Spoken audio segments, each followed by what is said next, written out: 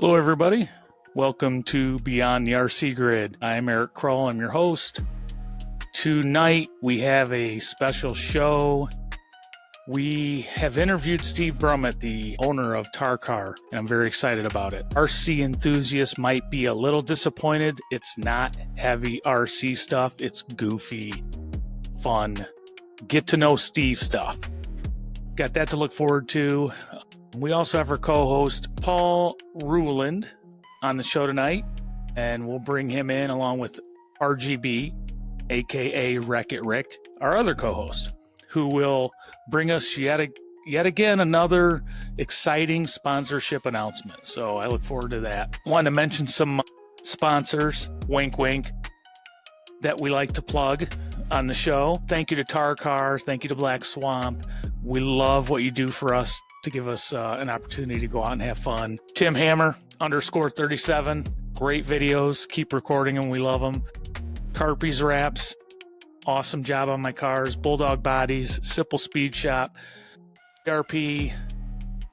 XT 3.0, which is what kind of started the podcast. Maybe someday I'll get into that a little bit. And my X-Ray. I love my X-Rays. And Traxxas. OC Sprints and many more. Many more. So as we go along, we'll plug what we use. We love them, and we love spending our money with them. Having said that, let's bring in our co-hosts, Paul Ruland and Richard Biggins, and we'll get this show started for Season 1, Episode 8. And tonight we're going to talk about the July 27 TARCAR Series, Round 7, and we'll squeeze the Steve Brummett interview in there. Keep you on the edge of your seat, because I know you won't fast forward to it. Got to stick with the show. Well, let's see what happens if I share the screen. I wonder, I'm only going to try this because I wonder if you can hear the music. Just the video? Yep, just the video, no music. That's horseshit. Is that Ice Cube? That is Rick's sponsor. Oh boy. The Cube. He might want to get us Today was a good day. It's probably good you can't hear it because there's a lot of bad words. We'd get canceled. We may get canceled anyways. All right, well, Ice Cube's been deleted. I was waiting to get in at like 5:40 and decided I would watch the B main of the Traxxas / Modifieds and the A main of the Losi Sprints, because I had not yet watched those because they just dropped, I want to say last night maybe? Yeah, it says a day ago. But there was not a qualifying session 3. Is that I when didn't his see- camera? I don't Is that know. when No, I thought I gave him. I thought he lost his camera in the first qualifying session, and then I went and got. It was either the first or the second because I went and got the fan and we hooked it up for him. Gotcha. So I don't know what happened, but maybe they're still uploading. All Could I be. can say is Biggins was like a pinball in that B main. I am a pinball wizard. It is must see TV. I watched a lot of them. The wide angle lens is incredible. It just before it was almost unwatchable. Now that you see it from the side, I mean, Yeah, it's much better placement of the camera, and then that wide angle lens makes all the difference. yeah. I mean, it's great. This is the mains, I think. Box stock low C sprint main. Yeah, the main started with the B main for the Traxxas / modified. So I was trying to remember. For some reason, I thought there might have been some B mains that happened before those races, but maybe I'm wrong. I got to look at my phone when we get done. Yeah, it's I thought good stuff. I thought there were multiple B mains. I think there was a street stock B main, maybe, and I know there was a Traxxas / modified B main. There's a low C sprint B main because I won that one. Yeah, there was a low C sprint B main, but when it says mains, I think it starts with the Traxxas / modified. Oh, you want me to rewind it here? Let's see here. So is this the one? Yeah, that's the B main for the Traxxas / modifieds. Good stuff. That guy in the gray shirt out there sure looks like he could go on a diet with the white legs and the white socks. I can't see it like super good, but he almost looks a little like you. I've heard that before. There's a couple ugly guys running around in Northwest Ohio that look just like me. It astonishes me that people say, "You look just like a guy I know," and I always reply, "That poor guy." I always figured you were like Bert from the Big. Oh, I've told you, you know that I'm funnier than him and way better looking. I don't make his money though. Yeah. So it's 2 minutes to 6. What's the over under on Rick being on time? Maybe this has become part of his gimmick. Oh my gosh. The alien Ladies- glasses, he's got a lot of gimmicks. He's here, but I refuse to let him in. He's a minute early. I'm repping a little dirt track action today. So Tim Schaefer, Steel City Outlaw, sprint car Very driver nice. from Pennsylvania. Very nice. RGB, welcome to the show. Paul, welcome to the show. My two co-hosts finally made it in. The dirt world this week saw a pretty nice accident with Stuart Friesen. Man, that was brutal accident. I thought he was dead. Well, they said he's got, I think, multiple fractures of his pelvis and a broken Leg. And did you see Justin Grant's accident? No. He has a broken foot, I believe. He'll be out for quite a bit. Okay. He was in it was either a sprint car or a midget on dirt. Ooh, that looked like a bad wreck there with a white and orange car. I seen it. Whoa, double. I recognize double it, Paul. Paul, I recognize that car when it's upside down. Oh, yeah. Is it orange and white on the bottom too? That's a negative. This is what we do, Rick, in the pre-show. It's 6 o'clock. You showed up a minute early. I know you're not used to being part of the pre-show, but this is what we do. We watch racing and talk about racing, and we wait for you. I appreciate the invite, and I am happy to be here on time. You're on time, and your mic is not on. I can barely hear you. Did you charge your mic? I believe my mic is currently on. Do do do do do do do do do do do. Do do do do do do do do do. Mm, mm, mm, mm, mm, mm, mm. Doom, doom. Rick, Feel like do you if have there's your? one thing that RGB knows about, it is battery management. So Yeah, the mic is on. clearly it's charged the battery for the mic. The mic is on. Yeah, it's been on. Okay, testing 1 2. Check check. Mic check. Check out the mic. Check check. Well, we'll live with it. Maybe I'll put it here. That'll work. We'll live with it. And then my fancy FM Riverside software will modify our voices and stabilize them, and we'll all sound very good. So let's stop sharing the race. Like I said, welcome, Rick. Welcome, Paul. Thank you. Good to see everybody. I've already introduced the show, and that went pretty well. I think that's a new format that we'll try to roll with, where I just do a quick introduction and then I do a seamless transition into our broadcast recording. We'll tweak it from there. What do you think? I support any decisions you make. Thank you, Rick. I'm a little concerned. I have this plan for our show, and I'm very confused because I want to run through a sequence on the agenda, and I have noticed that the wall behind you is bare. Well, if it is time to speak of sponsorships, you let me know and I will follow your lead. I say let's get it over with. I mean, Are you okay, RGB? Are you being held against your will? I thought possibly you either ran out of crayons or you ate all the crayons. well, I can see it's Mr. Clean. Tell us, am I right? Is that Mr. Clean?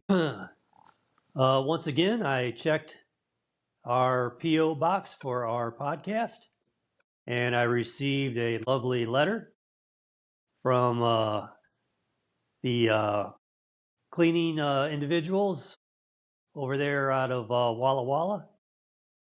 And they heard some of the shenanigans and tomfoolery and misdirections that Rule and Racing was pulling on the track, especially in the corners, and trying to deflect their obvious bad tactics on passing and crowding. And they asked if there was anything that they could do to clean up the track. And I said, well, I'd be more than happy to accept any type of donation or emotional support that you could offer. So, Like a GoFundMe? So RGB Racing proudly accepts Mr. Clean and their American values of everything that's apple pie and eating your vegetables and being clean for coming weeks. Were you clean this past weekend? I believe my racing on the track has been not only sanitary, but clean of any type of shenanigans or accusations. There were plenty of accusations flying around the track, some louder than others, and none were directed at RGB Racing setup canopy this week. Just a quick question for you. Do you, after we race, take the sunglasses off and watch any of Tim Hammer's videos of the racing from the past weekend? I live the race. I don't need to watch it. I'm out there living it. You might want to watch a couple of the videos. Possibly maybe what you think happened in your mind and then what really happened might be two different things. I'm just throwing that out there for you. Classic deflection. that someone who isn't going to earn a Mr. Clean sponsorship would say. Perception is sometimes mistaken once they leave the track, but it's just it's growing week to week. We were seeing more dirty tricks and more deflecting. I'd like to hop in here. Absolutely. I think it'd be a good idea for Nightcrawler Racing to get in on this, especially since he's probably still healing up from a brutal and egregious smash on turn one of one of the races in the Losi sprints. So feel free to go ahead. I think this is a perfect choice for a sponsorship, Mr. Clean, because I watched the orange and white car go through the corners in a up and down motion, unlike anything I've ever seen. And I think you covered from the inside wall to the outside wall on every turn. So Mr. Clean is fitting because it looked like you were sweeping the corners with your with your car in a Maybe he's got a couple of those Mr. Clean magic erasers attached to the side of his car, and he actually cleans the wall as he goes around the track. Is that what was happening, RGB?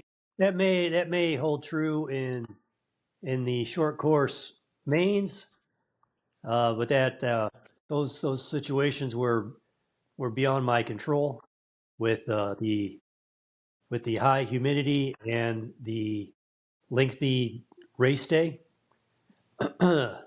But those were not intentional versus intentional racing tactics, and that's the difference. I would like to say I did follow Rick coming out of turn 4, going down the straightaway, running great. I mean, super straight line. And out of nowhere, this car just smashes him and sends him off the track in that opening. Going into turn 1, there's an opening where you can drive the car off. And after watching T Hammer _37's videos, I noticed the replay shows what really happened. And that is the guy that just cleaned Rick off the track had adapted his driving style so much to RGB and his sweeping motions that when Rick actually straightened the car out, this guy was just trying to navigate around Rick, and it confused the guy because Rick was going straight, and he just ran right into Rick and ran him off the track. So I don't fault that guy for wrecking Rick. I think it's still Rick's fault because he was driving a straight line, and he has no business driving a straight line when he doesn't any other time. So I can't blame that guy for wrecking you, Rick. I think that you should be more consistent and never drive a straight line again, because you clearly caused yourself to get run off the track. Well, this is the first week that I've had a short course late model car dialed in correctly, and I say all 3 of my heats were straight and showing definite improvement with my driving, mainly related to finally having a proper car the 7 weeks in to the season. No, I concur. Rick raced really well. We just like beating him up. I just wish I had a camera on Rick's face when that guy killed him. I mean, Rick is running great, and he just gets sent off the track, and I look over at Rick, and it looked like, I mean, you want to talk about the joy getting sucked out of somebody's life. It looked like Rick was ready to go home that minute. It was short course late model or Traxxas / modified it happened? The late model. Ah, okay. No, the modifieds I run just fine. until the A main. It's just too long of a day, especially me having to race my way into the A main. That's just one race too many. But the speed that's involved with running that short course, that's a different animal for me. And now, like I said, I finally got the car properly tuned up with a lot of help from people around the track that know a lot more than I do. And now I'm just putting the battery time in to learn how to handle that kind of car. Yep. Yep. Well, let's not wait till the after show because Rick missed out on last week's Beyond the RC Grid talk, which is beyond the RC Grid. Let's hop into what you guys have been up to outside of the racing world. Anything special? Anything going on? Go ahead, RGB. My focus has been dedicated to running laps and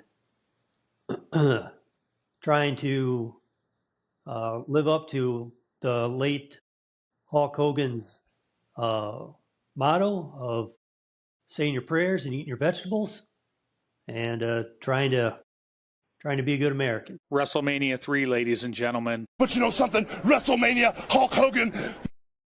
I was there, 1987, March 29th. Me, Scooter, Bubba, and Aaron Rowan. What a foursome. Silverdome?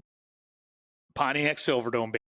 Rick, real quick in the intro that I did today, I did forget one thing, and now that you brought up the passing of Hulk Hogan, it would be fitting if you would ask our viewers to do something like the Hulkster would ask them to do. What you want to do, brother? You get out there, you like, and you subscribe. That's what I'm talking about. Don't forget to like and subscribe. I'm a little disappointed the arms didn't come up, a little flexing or a little pointing. He usually rips his shirt off when he does that. That must be a good shirt you get on. You don't want to ruin it. Oh, shoot. No, that was, I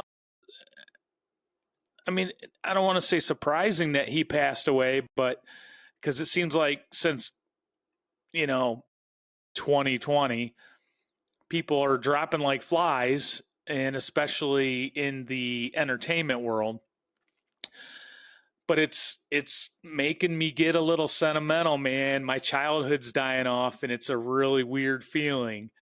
So, a lot of good memories with that. Back then, it was WWF and WWE. I don't remember when didn't they join forces, want them buy each other out or something like that.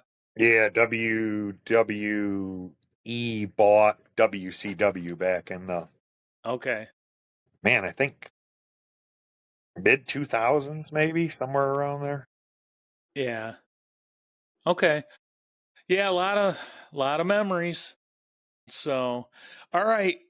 Thanks, Rick, for that supporting request of our huge fan base. Paul, you're up. Anything going on? Any weekend trips? You go anywhere? I did.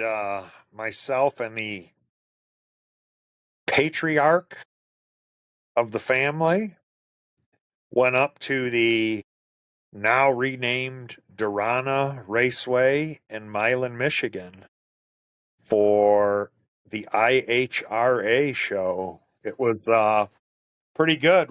We did get rained on a little bit, but a lot of big name drivers for Pro Mods and Top Alcohol Dragster and Top Alcohol Funny Car. They were even racing snowmobiles down the drag strip. So it was pretty cool. Nice. Well, I didn't do anything. I mowed the grass this weekend. I raced. That's not outside the RC grid, but man, I just been working. Same old story, working, doing this show. Letting projects stack up at the house. basically, which is unfortunate. So I really, really haven't done anything. Super exciting, I know. So We're going to get out to the races. yeah, I really, really want to get up to Butler Motor Speedway because that's the one I have. You start call Friday, right? Yeah. Yep. I go on call Friday. I saw they're running Millstream down in Findlay Friday night. Big show. Are they? Sprints, maybe midgets. Yeah. Looks interesting. Okay. Well, the summer's almost over, so I got to get my butt out somewhere. I haven't been out anywhere yet this year, so I haven't been to Eldora. I haven't been to Attica in a couple years. I definitely in October, if you guys want to go, Cousin Eddie is working on those tickets. For the Menards it was Menards. I don't know if they still are doing. He said he's working on the tickets, so it must still be Menards. At Toledo Speedway there in October. I think it's October 15th ish. It gets pretty chilly, but food. Glass City 200. Yeah. I mean, a couple years ago I watched that. The finish that race a couple years ago was phenomenal. I mean, I'm drawing a brain cramp. It was it might have been Sammy Smith. Yeah, I think you're right. It might have been Sammy Smith and a couple other guys. And 1 and 2 were racing and sort of took each other high into the corner. And the third place car came along and won the race. And it was just, I mean, it was worth sitting there all day just to see that last lap. It was what racing's all about. So kind of like when a new sprint driver sticks his nose down in the corner. We'll talk about that. So, well, listen, let's do a quick check in on our sponsor, City Chevrolet. And something that we want to talk briefly about is our interview with Steve Brummett. I got out to the track this week and interviewed Steve. It was a good little interview. It was targeted specifically to please RGB. So I know he will be super happy with the questioning, and it's slightly race related, but it's mostly cheesy, Rick, because I know you like it cheesy, to transcend our audience a little bit and even the racing audience. Everybody knows what Steve does and stuff, but nobody knows Steve. So we'll see how that works. We'll see if anybody liked it. But here's a word from City Chevrolet, and after we get back, we'll roll the interview with Steve Brummett.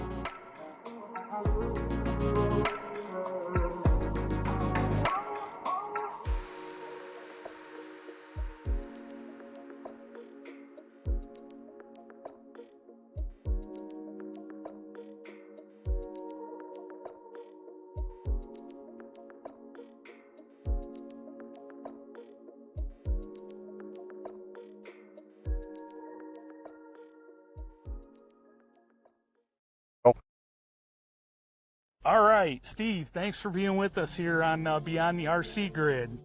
Appreciate it. Sure thing. I wanted to get with you, just talk about your experience in RC and owning the track and ask you a bunch of cheesy questions and let people get to know you a little bit outside of the track and the racing world. So I guess we'll start with some personal stuff first. Tell us a little bit about yourself. Are you a native of Toledo? Yeah, I lived here in Toledo all my life, actually. Within about 5 miles of here my whole life. So Okay. You're retired? Yeah, Yep. retired 3 years ago. That's what I thought. What did you do before that? I hauled new cars. That's what I thought. I'm my driver. Yep. So, do you have family left around here?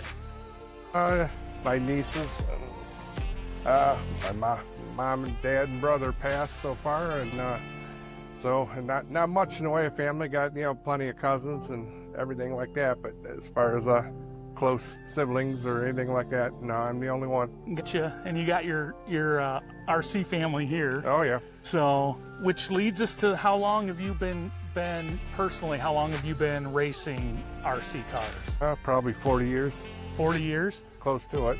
Yeah, it's been 35 at least. Wow. How did you get into it? Like, was there a friend that had a car? Did you get a car for Christmas? Me and my brother got cars, and we raced motorcycles, so we were, motocross. So we were always competitive. As soon as we got them, we got to race each other. So we set up a track here and started racing each other, and then found out that there was a track right through our woods in the barn. Dan Ballmer had a race track over there, and found out there was actual real racing going on, and so there was it was quite an eye-opening experience to go there, and there's a lot of fast drivers in this area, of course. As you know, like Jim Bronson, he was racing over there at the time, Brad Farmer, and a lot of different people. And it was Mike Marshall, I think he did. I don't remember for sure if he was over there, but a lot of different people in the area was racing, and started off there and branched off. Well, I'm going to jump forward to a question because that sort of you touched on it. So, was that the birthplace of TARCAR? Did it evolve from that? Or? Well, it did in a way. We built a track, it made it bigger. We just kept advancing it, making things better and better. And it took quite a while before it turned to TARCAR. We had a track here, and TARCAR was actually over in Perrysburg. When I started racing, had the club and everything was over there, and they were selling, or they were doing something with the property, and so they're closing the track and had to move the driver's stand. Moved it over here, and that was the birth of it. Gotcha. Do you remember what year that was? It was like around 90. Okay. I'm not sure of the exact year, but it was right around there. Gotcha. What would you say to Steve 30 or 40 years ago? Anything different you would say to yourself, or anybody young that's getting into it? Just keep it fun. I guess that's what it's all about, is just to meet with friends and have fun. And if you get too serious about it, it takes the fun away from it. And, follow your passion. Yeah, I go ahead and I like doing every bit of it. Yeah, it gets to be old sometimes, but it's like a lot of work. So, where do you see yourself in 5 years? Are you going to be on an island? I have no idea, really. Hopefully, I'll be traveling on my motorcycle some more. I'd like to take off and go a few thousand miles. Yeah. Just kind of carefree and not worry about where you're going. Just go. Explore. You're an explorer. Yeah. There you go. Well, I'm going to do a rapid fire session. Oh. You got to zing it, whatever comes to your brain, and it's only like 10 questions. We'll zip through it. Coffee or tea? Coffee. Coffee. Beach or mountains? Beach. There you go. Dogs or cats? Dog. Early bird or night owl? Night owl. Me too. Fiction or non-fiction? Just non-fiction. City life or country life? I know the answer to this. Yeah, it's country. It's easy. Yep. Comedy or drama? Comedy. Summer or winter? Summer. Summer all day long. I knew that was coming. Beach. Books or movies? Movies. We're a lot alike. Most of the same things. That's 2 down, 2 to go as far as topics. The next one's racing. And Paul and Rick and I were talking about some of the questions to ask you, and because we don't know, you and I have only known each other, 2 years, so I haven't talked to you much, but we just want to share with people what your favorite stuff, like what is your favorite type of racing? What is your favorite class, or what is... That's hard to say, really. I've actually been off-road my whole life. You can't say anything with wheels. I like the off-road racing, but I'm good at running sprint cars. So I'm better at doing that. I'm more capable of racing a running sprint car, but I'm competitive and decent with the off-road. So yeah. But that's what I've always done, and that's what I'm used to doing. It goes along with my motocross background and everything else. And jumps are always funner. Yeah, it's fun, but you also like to win, and right. It's harder to go ahead and win over there. There's a lot of fast people around. So you would say sprint's your favid class? Yeah, I suppose. I enjoy it, yeah. Yeah. Do you race in the winter at all? I haven't. Every year I plan on it, and I'm so burned out from the summer that I just, take your break? Yep, take my break. I probably have to go and do a little bit at least this winter. Yeah, it is a lot of work. I know what you mean. This one belongs up in the previous questions, but I'm going to ask it. What's your passion outside of racing? So if you're not racing, obviously it must be exploring like you touched on. Yeah, probably riding my Indian. There you go. And I've seen your Indian. It's nice. Can you reflect on a race that you've hosted that was your favorite and why? I guess probably a Nitro versus Electric race back quite a few years ago when Dakota Fend was here. I had a big berm in the back corner there, and somebody was asking me right at that time, why did you go and put so much work into that corner? Nobody uses it. And right then when he did it, Dakota Fend never lifted wide open, this close to the tube, railed it, and hit a big triple right afterwards. And I see why. Just like that. It was just one of the effects I wanted to have on the track that I wanted to do. Just the timing was right, and it was perfect. And it was a cool thing. I don't have this question here, but I'm going to ask it. Do you come up with most of the layouts yourself? Yeah. Do you? Yep. All but this one.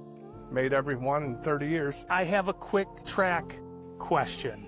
I've always wondered when you're setting a track up, how do you determine the distance between jumps? Is it you can either make the jump or you can't? You got to double it or triple it or you can't? I mean, how do you step it off? Is there a magic? I look at it and figure myself, and I adjust the angle in order to make it right. It takes a couple practice jumps. Sometimes I have it perfect the first time. It's not, it don't always happen that way, but after a while you get a feel of what you can do and what you can't do. What is the pinnacle of your RC racing hobby or / career? Was there a big event you went to? Was it a big win here over somebody that you've been trying to beat? What's the most memorable moment of I really don't have any that stands out that way. There's been so many. I just had good times. It's been a good career all along, but I'm definitely not the fastest anymore, but I'm competitive, and I'm happy with that. I don't have to win. Yeah, you are. I can't catch you, and I'm not very good, but you're always way up front. So it's fun to watch. How do you determine the season for TARCAR? How do you determine the start and end dates? Is it weather related? Well, it does. There's a certain time that it's usually able to start. I usually don't have any races that really matter at the beginning or end of the season. That's more or less club races just to get out on the track to go ahead and make sure everything's working right. Everybody's itching to get out there, and there's been so many nice days. Why aren't we racing? There's also could be some very bad days at that same time, so you just you can't push it and schedule a big race, but you can have club races. So it all matters on the season. Some springs are good, some aren't. Lay your schedule out. Now, I sort of know part of the answer to this because we have the Glass City and the, what's the other series? I'm drawing a blank. Just the Oval Series. Oval Series. 2025 Oval Series. So you guys coordinate together with the other tracks that you're like Sand Pit and Finish Line. Mm-hmm. So I understand that schedule, but are there weekends where you don't schedule Oval because of off-road and vice versa? Oh, definitely. Kind of break If you got a big race, so you can't schedule an oval race, a series race. You can do a club race the following day, but still that interferes sometimes if you're having a series race on Saturday. They'd like to have a Sunday for a rain date. In case it gets rained out on Saturday, you can run Sunday. I've scheduled races, oval races before on Sunday, and it's kind of made things difficult to try and recoup the day. Yeah, that's understandable. Any changes for TARCAR on the horizon? Or is it status quo where you're running at now? Just run the off-roads and the ovals and... Yeah, that's pretty much the way it is. I always keep trying to improve here. Like to put lights here and have solid electricity back here, and we're working towards that. And as soon as we get permits and everything like that, we'll get it set up here. Nice. But that'd probably mainly for electric if it got into nights, or the race ran over late. It's no big deal, but not to schedule night races. For nitro wouldn't be fair for the neighbors. Right. How do you accommodate all the different personalities? I know dealing with people in anything is a challenge. Do you govern the site and the events by the rules you lay forth, basically? Are there any problem childs that have ever shown up? Of course, there's always someone in anything public. Yeah. You got some people that just don't understand how things work, and they try to go against the system no matter what it is. And no matter how you go tell them, they don't grasp that concept. So Yeah. it's only happened, with a couple people, but that's over 30 years. That's pretty good. Yeah. Well, I can attest to the people here at your club are great. I mean, they welcome me, and everybody, even if you don't think somebody would help you, if you ask them, they will. That's the kind of people that are here. So you got a great thing going. Couple more. Where are the rules posted for the club and the classes? I'm assuming Facebook for people that want to know. And Facebook on the TARCAR group page. Okay. So I know you work with the other tracks with the 1 series. I'm asking this question because I asked Dave at Black Swamp, and I'm curious because that guy showed up, and I forget his name, to the Expo Center downtown this winter and did that whole NASCAR thing. Have you ever worked with somebody like that?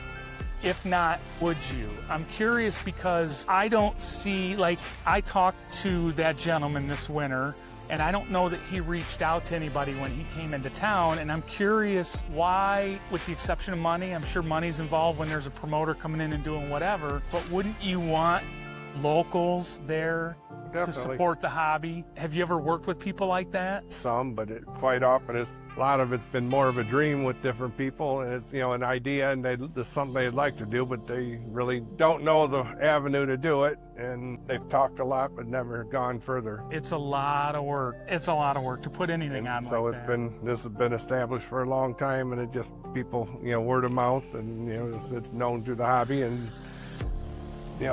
around the nation, really, that they know what TARCAR is. Oh, yeah. Yeah, I went to Southern Ohio last year, and as soon as you say TARCAR, anybody you said TARCAR to, they knew where it was at. So they've heard of it. Oh, yeah. We essentially were at the end. I got a few funny questions to finish up with. What's the silliest thing you've ever done to impress someone? I'm guessing it's been a lady, a girl in high school. I really can't. I really never show her done much of anything to go ahead and try and impress. I'm me, and that's it. Yeah, you didn't show them your RC collection or anything. No, that don't impress girls. That's all right. Well, let me mark this. That's an F. You failed that question. I'm kidding. All right, here's one. Favorite ice cream? Probably butter. There you go. What's a habit you refuse to break? Probably staying up too late. Nothing wrong with that. Do you have a favorite joke that you love to tell people? Not a joke. Now, tell her any embarrassing moment through your life that you look back to now and it's you just laugh, it's funny, but at the time was not funny? Nothing that really stands out. No? Let's see. This one you should be able to pull one out. If your life was a sitcom, what would it be? Can't really think of anything. No? Well, let's change that up a little bit.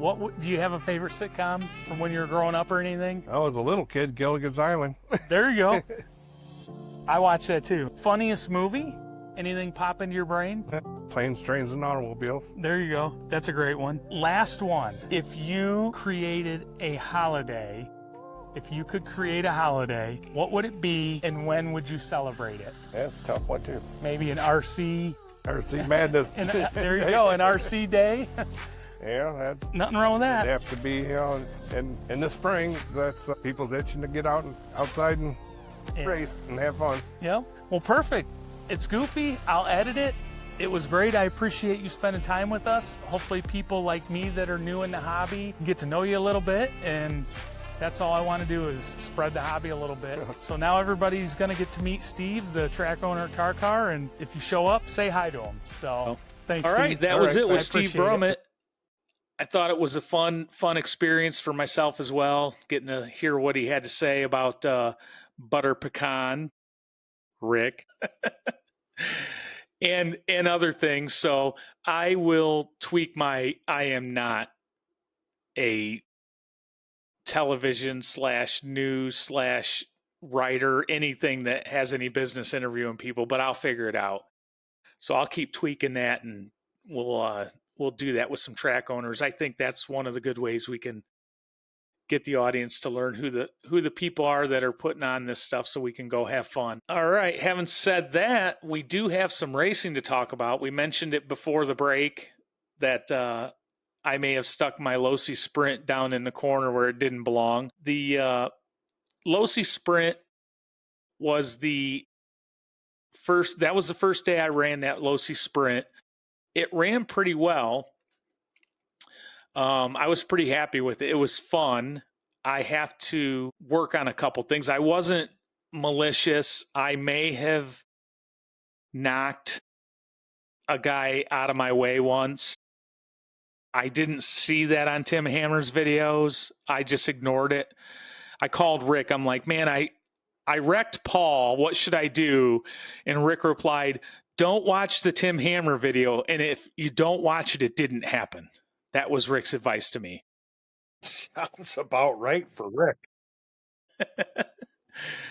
Rick, did you check out already, Rick? I think a lot of people try to watch the video on super slow motion to try to justify their poor sportsmanship versus us that know that we're clean and upstanding. We live it, so we don't need to try to find any type of double reverse, glow in the dark, black light angle to justify our racing. Paul, was that Heat 1? Heat 1, yeah. You know what I'm thinking, Eric? I think I figured out what is going on with Rick. You remember the movie Men in Black, right? I watch it every time it's on my television. So remember every time that someone saw something that they weren't supposed to see, they held those little things out, and then there was a bright, oh, geez, you got one of those things. I have a feeling maybe when the mothership comes to pick Rick up every week, that they shine that thing on him, and then he forgets about everything that happened. It's possible. We'll have to run some tests on him. Yes, you are correct. It was the first heat race, the first qualifier race for the Losi Sprints. Rick, did you see me wreck Paul? I watched. Yes, I was watching all the heats. I'm interested in what's going on, and everybody on the track saw that was purely accidental, and barely, if anything, a minor tap with a definite overreaction as a result of that. Well, Paul, I'm looking and I don't see, all I see is Tim Hammer's mains. I think he took down, what is going on here? Did he take down those races? I thought the first round was up there. It was the first round, the second round, and the main. Oh, right here. I had to click. I was on videos. I had to click all. So, okay. Yeah. So here's round 2. Here's round 1. So, heck, this might be it right here. Because 3 was the really good race you and I had. This might be it right here. Is this where I hit you? It's about 7 minutes in to it's the beginning of the sprint Losis, and I see my car, so I think this is it. It could be. Well, let's just I think that's me taking a warm-up lap. Look at how exceptionally fast and clean. Look at that. I just decided to do a little spin there. I don't think anybody's ever drove a Losi Sprint the way I do. I mean, they're going to make a movie about me and my RC driving abilities, and it's going to be, the name of it's going to be a movie that's never been called this before ever, and it's going to be called The Natural. Oh, okay. That's never right. That's never been a movie. Never been a movie title, right? The Natural. I don't think so. No, actually, I didn't have too much. I mean, it was an adjustment, but I didn't have too much of an issue picking up on it. Very nervous the first race. I just didn't. I went in literally with the mindset of, if I'm last, I'm last. I just want to make laps, even though my goal is to not be last. So there's Tim Hammer, everybody. The wide wizard with his GoPro. I like it. So we got the one. Yeah, yeah. Oh, that's right. He's Hammer Time. I forgot. Yeah. Rick named him. Rick, do you have a Keurig at your house or anything? You think you could shoot up on some caffeine real quick to end the show? Hello? Just Bueller. waiting to see where you're going. Bueller. Well, the race just... He's waiting for the racing incident. Oh, yeah. Well, that's quite a ways in. I think that's Paul out in the lead, going down the straightaway right now, going over the finish line, coming around out of turn 2 right at us right there.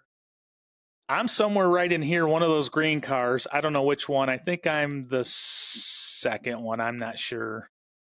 I get up to third. Maybe I get to second, or do you fall to second, Paul? That's a great question. I'd have to go back and look at the graphic to see. Yeah, because I don't remember how I caught you.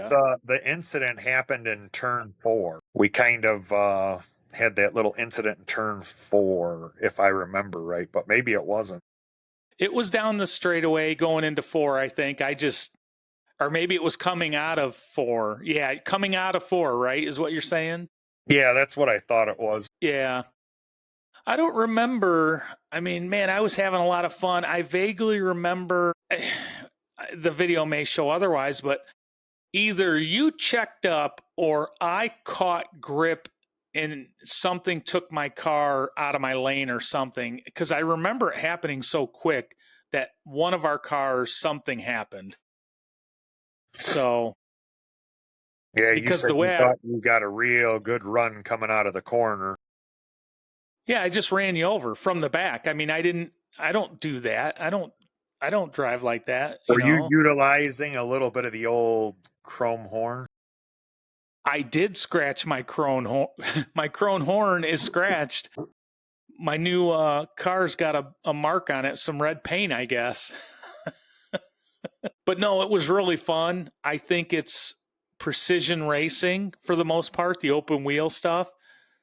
And frankly, I think these Losi sprints are incredibly dialed in out of the box. I mean, the toe on the rear tires you can tell they've got them towed in. And there's a few other things for the most part. I mean, I have not done my shocks, and I know they're not full of oil. I have to go over those shocks. But I've never, well, the modified you can throw out on the track and race it. But this thing is really plug and play, man. You just charge the battery up, throw it out on the track, and run with it. So I don't know. Is that how you felt when you threw your car out there, Paul? Absolutely. Out of the box? Yeah, right out of the box.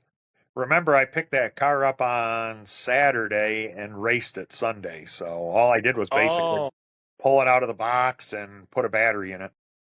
Yeah, this might be it coming up. That green car right there and a red car close together. So I think you're right. Maybe not. I'm pulling ahead. Maybe I spin out or something and you catch me. I don't know. Or maybe it's these two. Maybe it's me chasing you right there on the front or going into the front stretch right there. We're both wrong. It was not this heat. Rick, no. My apologies. I made you sit through that whole thing and there was no excitement. That's the problem when all the cars look the same. They're either green, red, or a blue or grayish color. Yep. So if that's round 1. Well, there was 2 heats, remember? We had 2 heats of the Losi Sprint. But it was you and I, so it's got to be round 2. Oh, okay. Maybe it was. You know what I'm saying? 2. When we bump. Yeah, it might have been. So with the beauty of fast forward, if people don't want to watch this race, they can fast forward. But here is this might be the race right here. This is round 2, Losi Sprints again. Rick, while we're watching this, what do you got going on this weekend? Anything? I've just been preparing for today's podcast. I haven't had a chance to make any other plans. Are there more announcements you want to make for the podcast? No, I've made all my scheduled announcements. Any alien news that you want to talk about? I find those comments alienism and hurtful to people Aliens across the universe? that are just trying to live their lives and pay their taxes. Well, listen, you obviously don't watch movies. Here it is. This has to be it, Paul. Look at the green car chasing you right there. That was it. That was it right there. Let's Yeah. let me see if I can go back a little bit. This is it right here. That's me chasing you, and apparently I decided that you were in my way. Coming around here, turn 1, coming out of 2, going into 3 right by us right there. I go inside. I don't know. It looked like a racing incident, but it felt different in person. I'll be honest with you. So, Rick, did you watch it? How many times? Twice. I like I said, I think it was a minor incident with a overreaction from one of the parties involved. Well, I'm gonna be honest with you. So some of my audience may know that I have a Ford F-250 6.7 heap of shit. I've had many problems with this truck, more than I've ever had. For instance, in the middle of winter when it gets cold, I have to climb my fat ass over the seat because my door handles don't want to work. And then I yell at coworkers in the morning. So I've had some just minor issues, but they're adding up to like making me question why Ford even makes vehicles.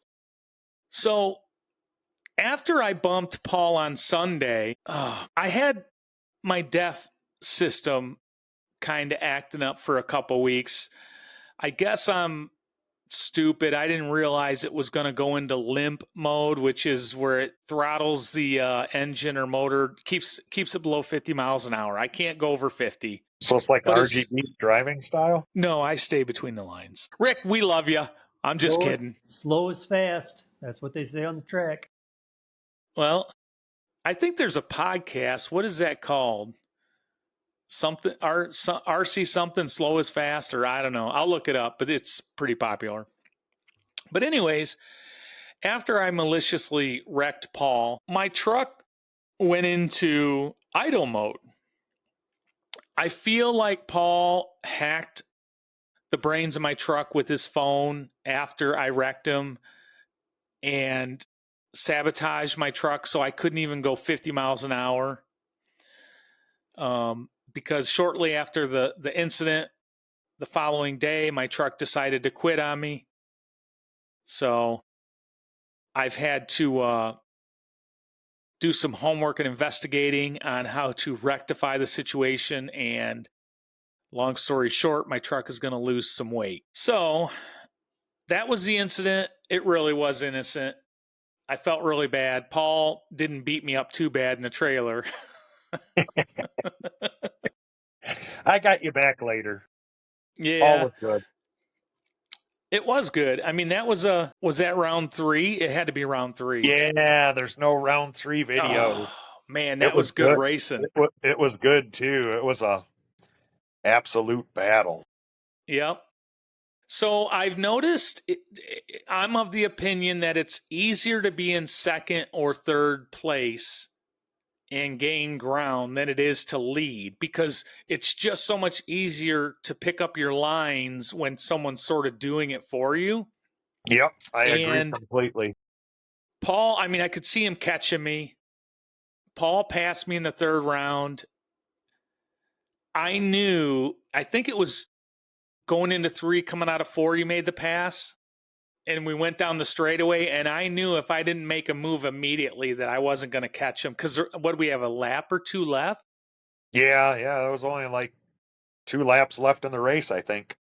We'll have to pull up the 3rd round chart and check it out. Yeah. So Paul makes the pass in 3 and 4. We go down the straightaway. We go into turn 1, and I just shove my car down low between Paul and the curb or whatever. I'm drawing a brain cramp on what you call it, the pipe.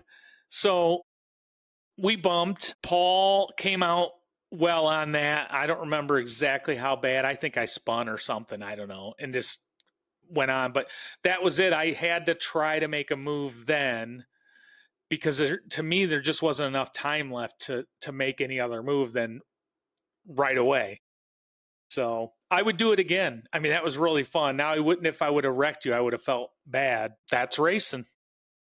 So let's pull that up real quick while we're talking about it. Round 3. All I could think about when that incident was happening was Tony Stewart, the year that it was him and Carl Edwards for the championship. And Tony Stewart said, I'd wreck my own grandmother to win the championship. Yeah. Well, this wasn't a championship, but maybe someday it will be. We're going for the Oval Championship. Yeah, Ruben's Racing is in contention for the Oval Championship. I'm not. I run or the TARCAR Oval Championship. Yeah, I run some off-road, so I don't go to all the oval stuff. Next year, I will most likely pick one class in the oval that I'm going to really focus on points. And I'm guessing it's going to be street stock. And I'll talk more about that later because I had a really fun day of street stock. Is the sprint for sale? What's that? Is the sprint car for sale yet? No. Well, you know how that works. Everything's for sale. For the right price. That's right. So here's the box stock round 3. Heat 2, I start first, Paul's second. Paul won, Bob was second, I was third. Let's go to the charts. Man, look at that. It's the last lap and a half, Paul. So I was right for making that move. That's what I thought during the race. I was like, if I don't go for it, I'm screwed. Let's see. I ran 4 laps in the lead.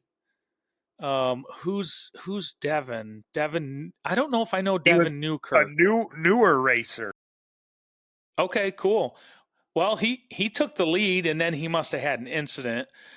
Well, can you go back real quick because I can't see it on the screen? What was the starting positions for everybody? They've got me 1, Devin 2nd, Bob, Dean, Alec, and you were last. Okay, just checking. So let's see. You are gold.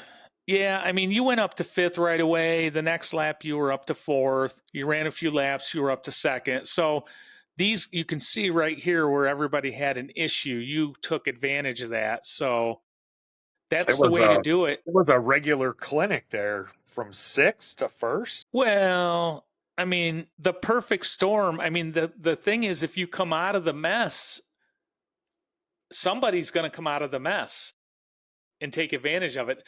That's the thing about these box stock classes like modifieds and low C sprint. Whenever there's a mess, it's the one guy that doesn't get caught up in it. I could show my one sprint race. Well, it's not on there. Did he show the B main, the low C B main? No, I think the only B main that's on his video is the Traxxas / modified. Yeah, because I mean, I went out there and won the B main, and if you look at, there's one lap, and I guess he didn't record it, but there's one lap where 2 cars got into each other right in front of me, and I am a half a wheel from being collected in that thing. I mean, it wasn't like ace driving skills got me through that. It was baby Jesus. So yeah, you get through this wreck and you take advantage of it. That's how you win a race. So, but yeah, man, it was super exciting. You know, you passed me, and this, again, this was my first race with this car. Sunday was my first day with this car, so I was really happy with how I did. Now I wasn't happy that I ended up 3rd. Oh, yeah, well, I wrecked, so Bob passed me. I was trying to remember. I was probably so disgruntled, popular word nowadays. I was so disgruntled. I was so disgruntled that I don't even remember Bob passing me. So that was a great race. I loved it. Tons of fun. All right, let's get into the mains, people. Biggins, look alive, box stock. Race 1, box stock sprint B main. This is the one that I guess I started second, but I actually won a race. Let's check my laps out. 7.961 was my hot lap. 93% consistency. I will be honest. Why isn't this closing? There we go. This was one of the cleanest races I've ever been a part of. I mean, I followed this guy for a lap or two. I think we were super close. I don't remember if we rubbed a little bit at one point, but I got out front and stayed out front, and nobody, I mean, the race went so fast, as you can see on the chart. It just was really clean. I don't know if this was David. I don't know what happened to this David Greer. Looks like he had some mechanical malfunction. I'm not sure. But yeah, that was a quick race. Loved it. So it always feels good to finish first. So not much to talk about there, Rick. What do you think? Am I on the road to success? I think it's always nice to race your way out of the B's to get to the A's. And, but it's even nicer not to have to race in the B's. It's what I think is so exciting about racing. And I probably sound like a broken record. No matter how slow you are, you're in a group that's as slow as you. So you can compete. You get the feeling of competing, competition, passing each other, going for the win, going to not be last, whatever it is. But that's what's really cool about this hobby is you go out to have fun. And even if you're 10 years behind some of the people that have been doing this and you're racing in a C or a D main, you're racing people more at your level, skill set, so to speak, and you have an opportunity to get the same experience that the A main guys are getting. That's what I think is so cool about it. Having said that, let's jump to the 10 scale late model B main. Craig, Tim, Scott, James, Dave were in this race. Dave Wiley won this. Let's check out his laps. 6.28 was his fast lap. 97% consistency. Good racing out of Dave. Craig was second. Tim was third. James was fifth. And Scott Snyder was fifth. What happened to him? 6.593. Looks like he had a major hiccup. I think he had a issue. The car got hung up underneath the wall. It was like wedged in underneath the outside wall. Okay. Well, that sucks. I think he ended up just pulling it after a while. That was a messy race. There's a lot of it seemed like a lot of people hitting each other in that race and a lot of back and forths. That definitely, I'd expect just a lot more speed versus this. People were all over the track. It seemed like on that race. Yeah. Let's check Craig's laps out. He was 2.4 seconds behind. He was the only one on the lead lap. Well, he led over half the race. So, and he didn't really have a terrible lap that would have put him way behind, 2 seconds back. Let's see here. It just must have been that consistency thing. Wow, Dave's got just a boatload of 6.8, 6.7 laps. So I think he had that car hooked up pretty good for that race. Yeah, sure did.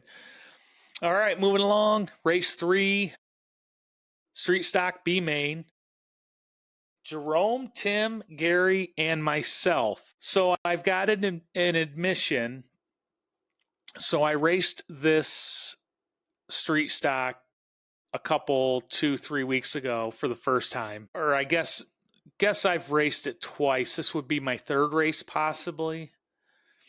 And I need to throw a big shout out to RGB Racing for donating a body that's more conducive to success, because my Nova body from McAllister is a turd. I would not recommend that body to anybody. It just does not fit on my XB2. But the repurposed RGB car sits really well on my Street Stock. I am very happy with how things turned out with that car Sunday. My confession that I was getting at was I didn't register on my opening warm-up laps of my first heat, and just a huge brain fart. I forgot I took the transponder out of it for an off-road race. And I don't know how I missed it, but where I really screwed up, and this is where I should have kept the car out there. I just pulled the car, went to the trailer. I was a little mad at myself. Threw the transponder in it, but I should have just told Casey I was going to run it just to make laps. So I really missed an opportunity there just to make circles. I didn't do it, but I ran in Heat 2, I ran in Heat 3, and I ran in the mains, and each race got a little better. All I did was tweak the right rear shock. That's all I did. I had a little issue with coming out of turn 4 hot and spinning the car, and each time I tweaked that shock, I seemed to straighten it out. So either my driving leveled out or my adjustment on the shock helped, but I was super proud. I'm going to pull the results up because Jerome Rooks, I don't know how he was in the B main. Steve told me on Facebook, and I'm trying to remember, he had a problem in the heats or something, or with the car. I don't remember. But Jerome Rooks is obviously one of the fastest guys at the track. And if you look, I mean, it says I'm a lap behind, but I made 29 laps, which for me with that car is really, really good. So I was super happy. But Jerome won that race, 6.9. So really no surprises there. He bumped up to the A main. Tim bumped up to the A main. He ran really well. He was right, 3 seconds behind Jerome. He had a 7.2 hot lap. So I also remember this race, I'll scroll down here, being very clean. Super clean. Gary looks like he didn't finish. I think I vaguely remember him wrecking in the race, if I remember right. And then we just made laps. Very clean, fast B main. Moving along.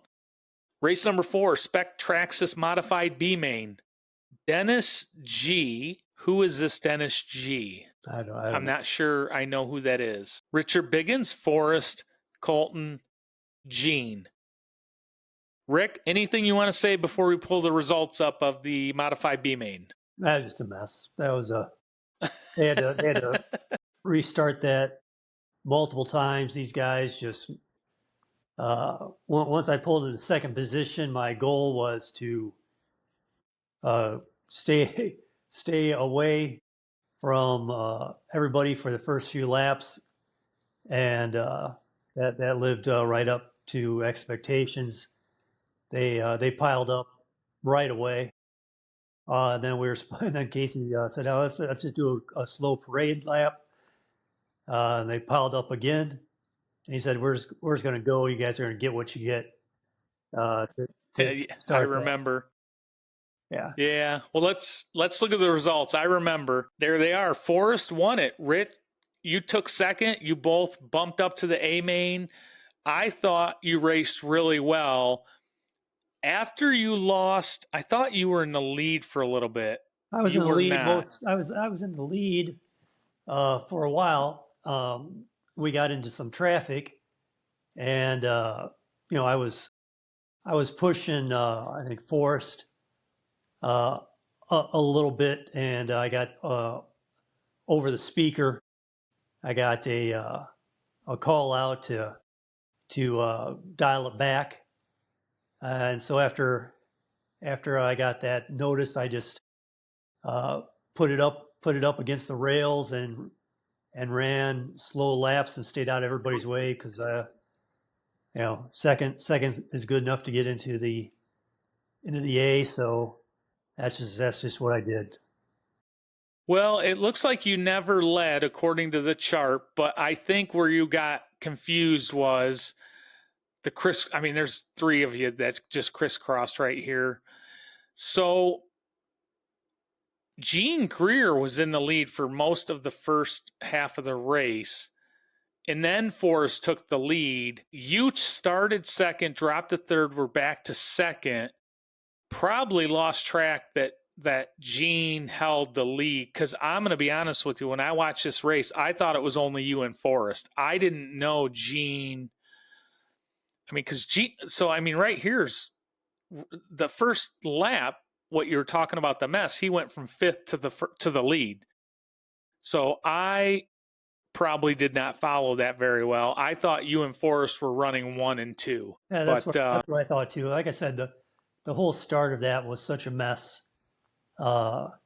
Which is fine. You know, everybody's getting nervous, and you know, I've been in more than one pile up over the past 2 years. You know, so it's my goal just to try to get through that first 1 or 2 laps, and then start running. You know, running full throttle. But that was just a big mess. I didn't know that Gene was running first, and I don't think anybody knew it, because I thought it was just the two of us back and forth throughout that. Well, let's give Forrest his props. He's got a fast lap of 8.4, because he's new, and winning a race is always exciting. So yeah, good for him. Yeah, I mean, he won that B main.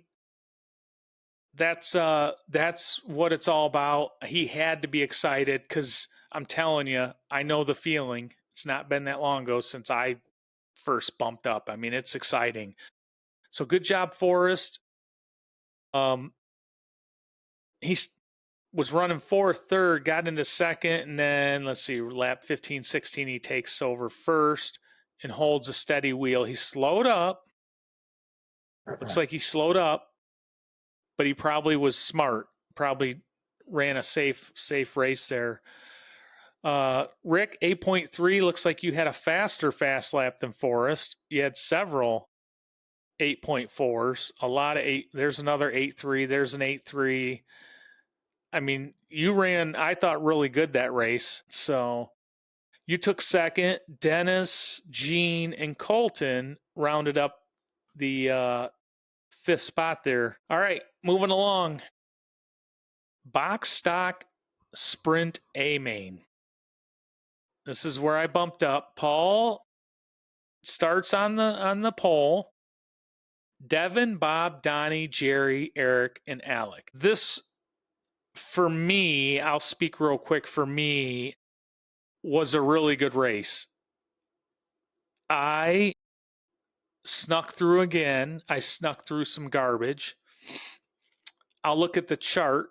I'm going to see how I do on my memory. I think I fell back to last. I may not have fallen or drove across the finish line last, but there was definitely a couple turns where I was absolutely last, and then I worked my way through the field and I finished third. Paul Rulin lucks out again. Clearly and finishes third. I mean, you got like a 27-leaf clover or something. I mean, Steve's tired of taking my picture on the podiums. Oh man, you and Bob won that. I mean, he was under a half a second behind you. Oh, yeah, it came down to the wire between him and I. He was less than half a second behind me for probably the last number of laps. Yeah. Well, I will say I would have absolutely been in that mix had I raced better in the heats. If I'd have started up front, yeah, it would have been fun. But having said that, that doesn't mean anything. I mean, a lot of stuff happens differently when you start in different positions. So, but yeah, Paul, you won it. Bob chased you. I had fun coming through the field. I mean, I was very happy to get on the podium the first day racing that box stock. Donnie, the crusher. We're going to have to talk to Donnie maybe this week when we go out to practice. I just remember like Hulk smash was walking around after the race. So I don't know what happened to Donnie, but am I mixing up the races? Was he upset after the modifieds? I don't remember. I might be mixing that up. But anyways, Donnie, you were fourth. Alec fifth. Jerry sixth. Devin seventh. And there's the chart. It was a relatively really good race. I mean, I'm going to say, where am I? Boom, boom, boom. So there it is. I mean, I worked through a little bit of stuff right here. I think it was down by turn 3 and 4. But yeah, it was a pretty clean race. I thought Bob, trying to remember, how close did he get? I didn't watch Tim Hammer's video yet. How close did he get to winning? To you, yeah. Yeah, he was right there. For a number of laps, it was like you had to run really consistent lines to make sure you didn't screw up so he could get around you. No, Yeah. very, very clean racing with him for that race. And then the Traxxas / modifieds also. So he raced. I remember pretty good. that. Yeah, I remember that race a little more than I do the sprint because I was driving my own car. So let's share the screen again so we can move along to race number 6. 10 scale late model A main. Brannigan, Jerome, Nick, Tony, Robert, Dave, and Craig. Let's see where they ended up. Brannigan wins again. Jerome second. Tony, Robert, Craig, Nick, Dave. Dave must have had a problem. I talked to Brannigan a little bit. I don't know him. He gave me some good advice. I'll probably talk to him some more about tuning in, dialing in my street stock. Because I'm all for learning. Yeah, he's very helpful. Yeah, I mean, he's the guy that I ended up getting that servo from last year when I broke the servo on the Traxxas / modified. He happened to have one. Okay, nice. And that's what I like about racing. People want competition. They're not afraid to help people. I mean, it's not like when you go to a new job and a guy's worried about losing his position and doesn't want to teach you anything. This is true. So Brannigan, yeah, he raced really well. Jerome, well, let's see. I didn't even mention what 6.1 for a hot lap. That is moving. Jerome, 3. So second, 4, second, third, second. So it looks like he got in his groove. He ended up second. The Wiz, Tony, 6.2, fourth, third, fourth, third. So a few laps to go. He took third. Robert Markle, fifth, third, second, third. 6.2 with a hot lap. Craig Sabecki, 6.4. Let's see what Nick's is while we're doing everybody. 6.3. So yeah, those things are moving. 7.1.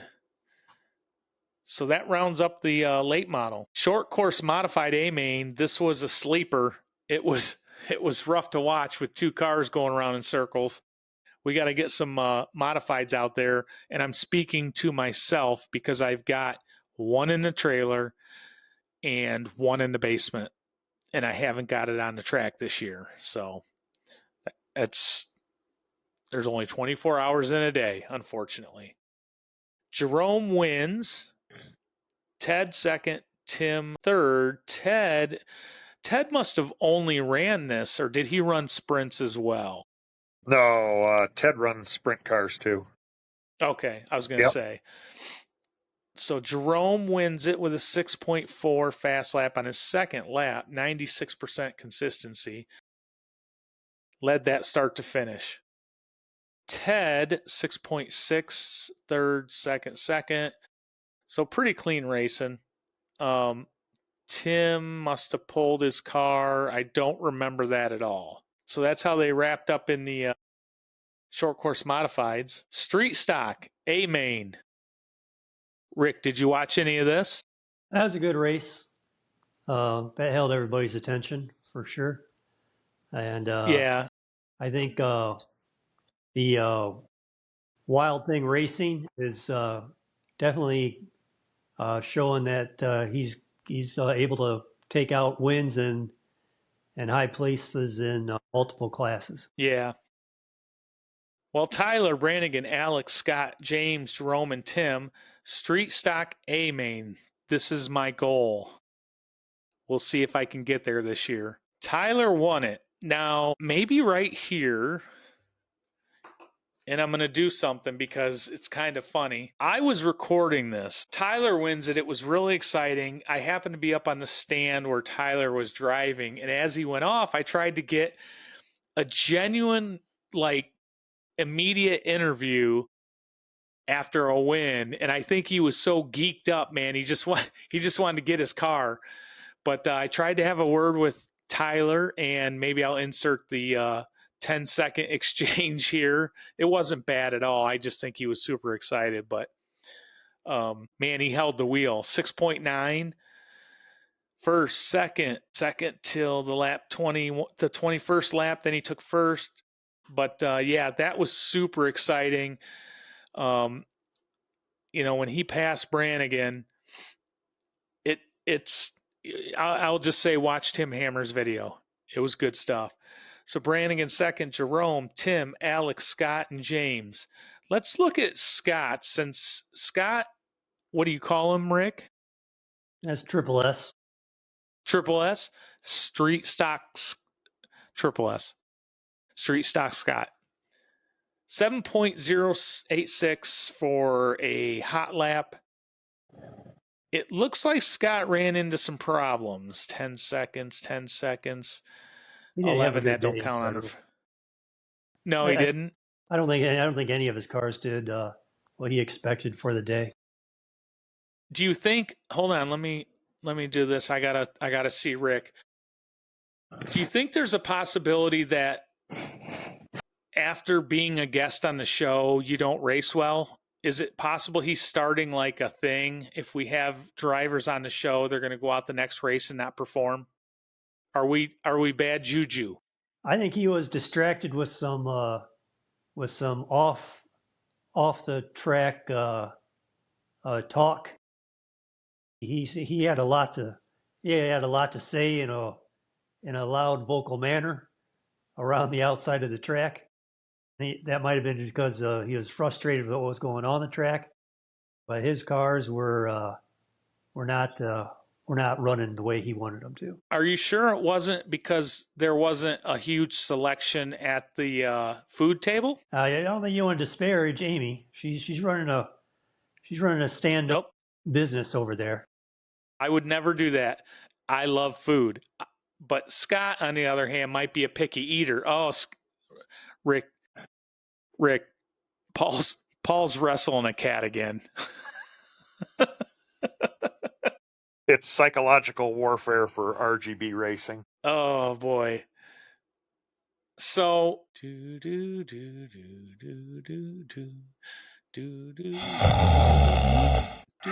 Hurry up, Matlock's coming up. Never seen somebody fight a yawn so much in my life.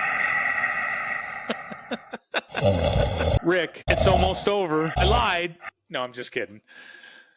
So, Rick, I'm moving as fast as I can, baby. Anyways, I guess I'll move along back to the results. Street stock, we cleaned that up. We talked about it. Scott had a bad day. We'll talk to Scott this week and see what he has to say about it.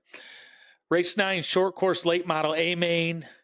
Jerome, Craig, Tyler, JR, Alex, and our own RGB Racing. The results, Jerome, JR, Alex, Craig, Tyler, Richard rounds up the top 6. I can't believe Jerome won another race. It's unheard of. He led start to finish. 6.672 hot lap and 5 seconds ahead of JR. So pretty clean race. Yeah. Let's check your laps out, Rick. He would have been even faster if he didn't stay behind me for 2 laps until I just ran it up high to let him by, because I was having trouble. That was just too long of a day. And yeah, but you ran. I mean, Rick, you've got a ton of 7-second laps. You had a few laps that were slow, but whatever. I mean, I would just hold your line. Just hold your line. I wouldn't even worry about Jerome. That's what Jerome told me. I was talking with him earlier, and he's like, "Hey, just hold your line. I'll go around you." And that's what I was doing. I was holding my line, but my line was his line, and I was after the third lap of him just going blindfolded behind me because it was no problem for him to follow me. I said, well, enough of this, and I just ran it high up into the corners to let him by. But yeah, it's just like I said, I'm showing some improvement, but when you're running 90 degrees with that much humidity, for me it's just too much. So Listen, my fat butt, I was so tired at one point, I sat on the grass and laid down. I mean, I was exhausted. That heat was brutal. But I'm going to say this, throughout the work week, it's not been an issue. It sucks. You can't breathe. There's no air in my lungs, but whatever. After Sunday, this week was a breeze because, I mean, it was a very long day for everybody. So I don't know. What do you think, Paul? How'd you feel about it? Yeah, it was hot and humid. Thankfully, we had the mobile pit unit with a little air conditioning this week. So that definitely helps. But yes, it was definitely a hot one. Yeah. All right. Let's share this screen so we can keep this party rolling. Race 10, Spec Traxxas Modified A Main. Bob, Paul, Jerry, John, Donnie, Forrest, and Richard. Results? Bob, do you say it trout or trot? How does he say that? I think it's Trot. trot. Okay. Bob wins it. Paul, okay, I'm remembering back to this race. I think Bob was faster on the straightaways. Is that what you saw?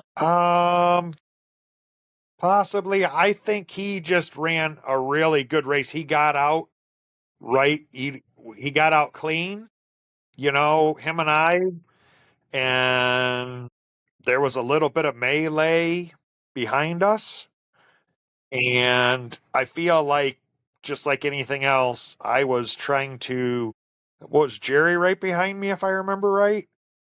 John. John. And then Jerry. Yeah, John Stevens. Him and I, he was like right on my bumper, so I had to kind of hold him off for a while. So It took a while to get a little bit of some relief from him. And then it was just basically running laps at that point. Bob, since he didn't really have to hold anybody off, he had pulled away to quite a bit of a lead. Yeah. And there wasn't a whole lot of lap traffic issues either. So. Well, no, look at your chart. I mean, everybody finished. Well, I'm not sure what happened. Why Donnie's showing one lap behind and Forrest isn't. Anyways, I mean, it was a relatively clean. Looks like there's a little bit of mess here, a little back and forth, but let's check Bob's laps out. Oh, 87% consistency, 7.9 hot lap. He only ran, wow, I would just from now reflecting back on that race, I would not have thought this. He only ran one sub 8-second lap. He just seemed really fast on the straightaways. He had a 14-second lap on lap 15. Let's see what you were doing around lap 15. Oh, lap 14, you had a 14. Were you two close then? Did you have an incident? Or did you just both coincidentally have issues? I think I think there was an incident on the track between some other racers. Okay. And I think it was a deal where we both kind of slowed up so we did not get caught in the melee. Gotcha. Okay. That makes sense. 8.2. So you didn't hit an 8-second lap, but let's see, your top 5, your average top 5 was 8.2. Your top 10 was 8.2. Let's see what Bob's. I mean, look at that. His average top 5s were 8-second laps. Yeah. Well, there's another 7.9.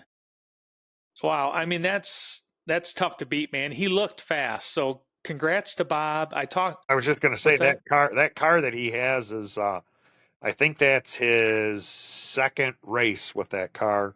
He bought it off of a guy, I think in Pennsylvania or something like that. So Okay. it's a newer Yeah. car. John Stevens.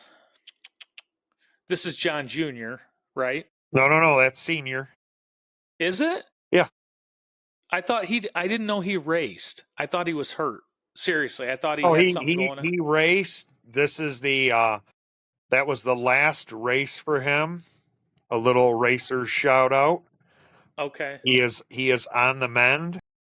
Since the Stevens clan have formed an alliance with Rulin's Racing, he had a surgical procedure, and as far as I know, hopefully will be to the track soon. However, he said he does not believe that he will be racing for multiple weeks. So, Well, I had to stop sharing the screen because since we're talking about alliances, RGB, Paul got to witness the handshake between Nightcrawler Racing and Tony the Wiz Sosnowitz.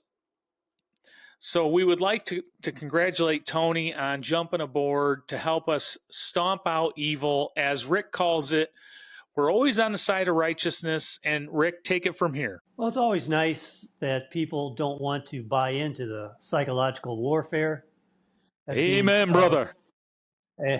that's being put on the opposite side of the track. And I wouldn't be surprised if Stevens Sr. was out for Preach it. was out for several years, because when you have surgery to have your integrity removed, it takes the body a while to heal up. Oh, shots fired. Well, we're just glad to have Tony on board. I know he's got the right color cars. They're green. I'm all about green on my oval stuff. Obviously, our podcast logos are green. I think when we assemble this team, Rick, we'll all be wearing green glasses, and we'll probably be called the Green Machine Team. No, that's not very catchy. We'll figure something out. Rick, any ideas? If you're making reference to the 70s classic where Burt Reynolds brings the prison team to the unexpected win, I support that movie. It's a classic coming off the warden. The warden in that movie was not a nice guy. No, he wasn't. No, he wasn't. He was a turd. Paul, that's probably a little too old for you youngins. Necessary Roughness? I always forget you're not that far behind me. All right, let's move it along because Rick is about to go to sleep. This is true. All right, back at it. So Bob, Paul, John, Jerry, Donnie, Forrest, Richard. Let's check it out quickly. Rick, 7th, 6th, 5th, 7th. So you got up to 5th. Man, you had a couple incidents. Yeah, I just wanted the race to be again. over. Oh, I was just going to say, again, this is race 10 of the mains after, 9 hours of being in the heat or whatever, 8 hours. So pretty good race. All right. Mod, sprint, A main. This is what they show up for right here. Now, Steve Brummett, our special guest interview from today's show. Track owner of TARCAR, started off in first. Chris, Tony, Ted, Marvin, Nick, Dave, and Brannigan. Steve Brummett pulls out the win. Tony takes second, roughly a half a second behind. Nick, Marvin, Ted, Brannigan, Chris, and David. So we've got 30, 30, 30. So we got top three were on the lead lap. Marvin, 5 laps behind. He looks like he had a problem at the end there. So who knows what happened there.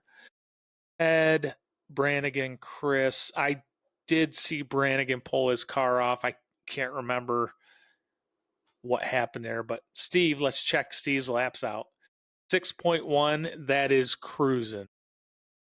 And that is 14 laps in. So he led start to finish with a 96% consistency. 6.2 average top 5. So, man, he was cruising. So that rounds it up. We won't talk long about that, but, man, the mod sprints are fun to watch, especially after you watch Tim Hammer's videos of the Losi sprint cars doing laps. If you fast forward to this mod sprint A-main at the end, watch these sprints when they hit the straightaway because they're moving. That's it. That's the wrap up of the race Sunday. So that was our round 7 TARCAR series round 7 wrap up, our review, excuse me. Long, hot day. I don't want another one of those because it sucked. It really did. So, as you can see, Rick still hasn't recovered.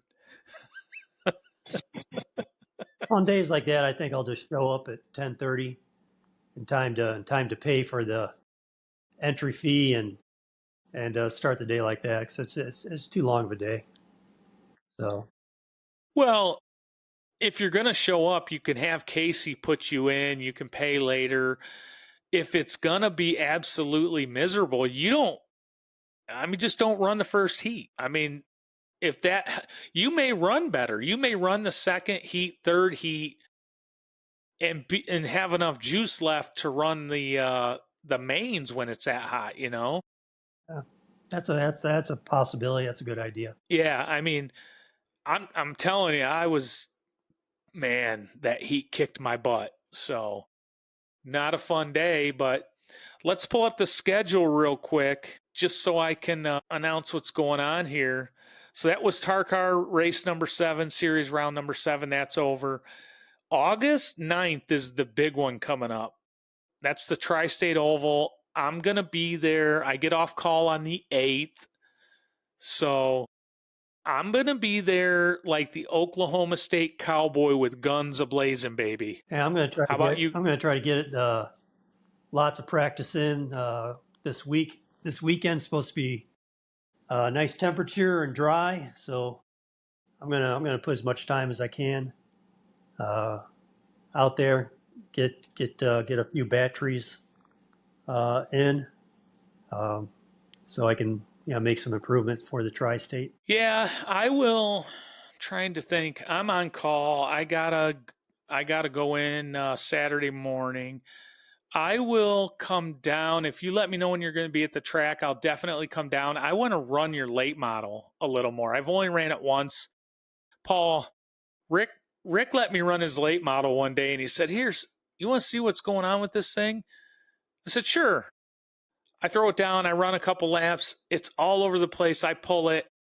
I flip it upside down, and Rick is running slicks. So, Rick, have some beef on those tires this weekend so I can see what that thing will do with some tread. I'd be excited because it moves. That late model moves. I ran one with Rick, the weekend before the race? Yep, last 2 Saturdays ago. Yeah, they're interesting.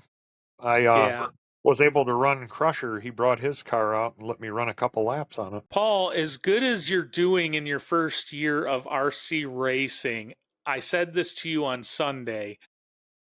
Man, I'm telling you, if you run my street stock, it'll give you a little hint of those classes. And as good as you are, I think you should jump into that sprint. Maybe get a street stock and a sprint, or maybe just get a sprint. But man, it's just a whole nother experience. Yeah, RGB Racing has a street stock ready to race. Well, I might need to rent that one, RGB. Which I'm having trouble remembering. Is that I built that street stock? The Associated?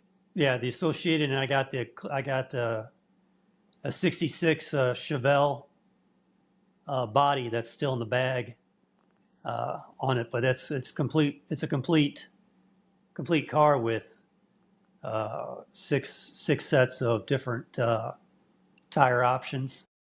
It's just too much racing for me. So I decided to pull the plug on that class. No, even for me, I've been very open and honest with people, and I got bit by the bug and I bought too many cars. There's not enough time in the day. I'll sort through it this winter. I might change classes a little bit next year. Like I ran a couple modifieds this year with Jamin's car. But I'm going to focus on this street stock, and then I'm going to focus on the modified next year, and probably just those two for oval. because, well, I take that back. I'll run the Losi Sprint. So I'll run 2 of the 3 cars, but I'm going to have to probably pick one like street stock that I'm going to run every time for points. I like street stock because there's so many guys in that class. I mean, it just seems to be what's the other ones? The late model, is it the short course late model? The other one that's got, yeah, one of those late models has a lot of guys in it, but it's fun stuff, man. They're moving. So what, Marvin or Dave or, Dave Brock, somebody would probably let you run their sprint a few laps just to see, so you could see the difference, and you'd probably get in the doghouse next year after you touch one of these cars. But yeah, it's good stuff, man. It's fun times. So hopefully we can round out the year without too many more hot days like that, because golly, brutal. So, all right, we'll check it out this weekend, Rick. And then anything else? Anything else going on this weekend? No, that sounds good. We'll we'll be out there practicing. Hopefully we can get a few guys together like we did last Saturday, and that's always fun. Just almost more fun than the official race day, with all of us out there spinning the tires and joking around with each other. Well, it's always funner on practice day because you don't have Paul running around beating up little 6-year-olds. Bada boom, boom, boom. Hold on. Wrong one. Hold on. There we go. Oh, sorry about that. I guess you got to shut it off when you're done doing the drum roll. We need a producer for this show. No, all kidding aside, I didn't see there was an incident this weekend, but I just throw this out there like I said to Paul and everyone else, because, man, trust me, I get mad. What was that first race? I was so pissed off. Was it Losi? I said, if I'm going to get run off the track like this, I'll just go race off-road. I mean, I was hot. And it's the cool thing. I've talked to Dave, Brock, and some other people. Everybody's had their moments. So it's not isolated to just Paul or me. Everybody's laughed about us getting frustrated, because it's what racing's all about, man. It's just like real racing. Your car breaks, or someone hits you, or you screw up, or, there's all these different variables that happen in real racing that happen in RC racing. So you get the same reactions from real racing after a race that you do in RC racing. So no, we're here for newbies and kids, and it's tons of fun. And since we locked up the Wiz, Colton is an NKR representative, and I can't wait till he's beating Paul on the track. Rick, one more question before you go real quick. You're not flying out to Hawaii or anything, are you? No, I'm staying close to home. Okay, because there's a tsunami going on right now. I think that's already at the risk of that passed earlier today. But all those guys over there in the Pineapple State are in our thoughts and prayers. Well, I believe now that the tsunami hit the Pineapple State, it's considered an upside down pineapple. All right, I'll talk to you guys later. Oh, Rick. Hey, Matlock? Oh, man, the after show. We didn't even get to ask if he's going to watch Matlock. This is horse shit. What are we going to do with him? Well, I don't know. Well, Rick looked tired. Probably literally not recovered from Sunday, because, golly, it was brutal. Yes, it was. Brutal. I mean, it was so hot out. Your hair shrunk, Paul. So, no, it was a good time, but man, it was a long day. So I'll wrap this up. I'll edit it.